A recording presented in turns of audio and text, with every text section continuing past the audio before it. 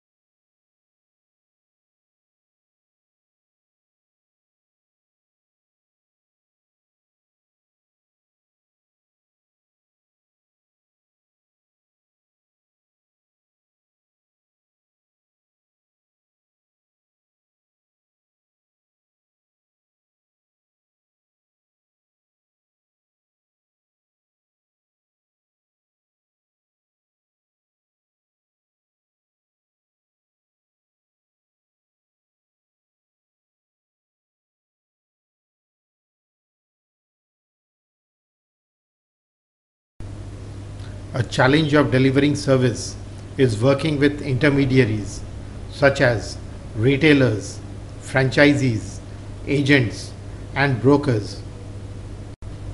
Quality in service occurs in the human interaction between customers and service providers. Control over the service encounter by the company is crucial. Service companies face a formidable task, attaining service excellence and consistency with intermediaries who represent them. Intermediaries interact with their customers and yet are not under their direct control. Franchisors of services depend on their franchisees to execute service delivery as specified. When a McDonald's franchisee delivers a poorly cooked meal, the customer's perception of the company and of other McDonald's franchisees is damaged. When one Holiday Inn franchisee has unsanitary conditions, it reflects on all others and on the company itself. Electronic channels. Every day, more services are being developed and offered via electronic channels such as internet, online computer links, and phone-based technologies.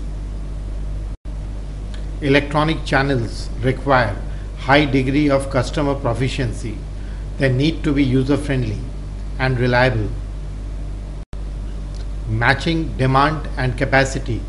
A final key issue in Gap 3 is the need in service firms to synchronize demand and capacity.